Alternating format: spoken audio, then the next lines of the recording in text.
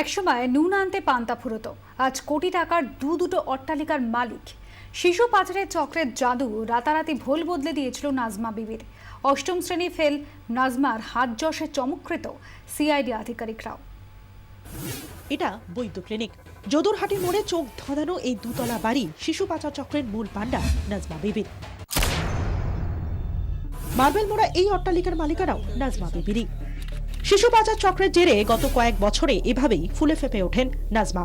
একসময় নুন জোটাতে পান্তা ফুরনো নাজমা বিবির এমন রমরমা চোখ এড়ায়নি গ্রামের মানুষের। এটা ছিল গরিব মানুষ, খুব বড় লোক ছিল। এদিকে আছে ওই জায়গায় কিনা আছে, এইটা আছে।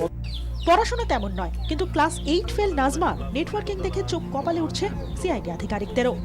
নাজমা বিবির আদি বাড়ি দিগঙ্গার কোলসুরের রানীহাটিতে।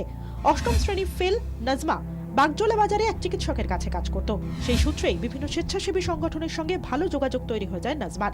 নাজমা বুঝে যায় বিবাহ বহির্ভূত সম্পর্কের জেরে কোনো সন্তানের জন্ম হলে সেক্ষেত্রে টাকা দিয়ে শিশু কেনা যায়। সেই মতো ঘুঁটি সাজায় নাজমা। চিকিৎসকের মৃত্যুর পর বাগজোলায় নিজের ক্লিনিক খুলে বসে, আর সেখানেই শুরু হয়ে যায় শিশু পাচার চক্রের রমরমা ব্যবসা। এর মধ্যেই শ্রীরামপুরের বাগবুল বৈদ্যের সাথে বিয়ে হয়ে যায় নাজমার। 2008-এ কংগ্রেসের টিকিটে যদুরহাটি গ্রাম পঞ্চায়েতের সদস্য হয়ে যান বাগবুল। আরো ফুলে ফেপে ওঠে নাজমা বিবির শিশু পাচার চক্র। প্রথমে একটা ব্যবসা পচা পচা গন্ধ আসে এখান থেকে, আমার খুব গন্ধ লাগে, কিন্তু কিছু বলতে পারি না। ও প্রভাবশালী ব্যক্তি এরা। যদিও ধরা পড়ে যাওয়ার পর গোটা দায় স্ত্রীর ঘাড়ে চাপিয়েছেন বাগবুল।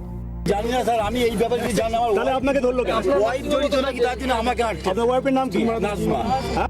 শুধু এ রাজ্য নয়, শিশু পাচারের জাল ছড়িয়েছিল বিদেশেও। নাজমা ছাড়া আর কারা এই ব্যবসা থেকে ফুলে ফেপে উঠেছে, আপাতত সেটাই খতিয়ে দেখছেন গোয়েন্দারা। বিমল বসুর রিপোর্ট, 24 ঘন্টা।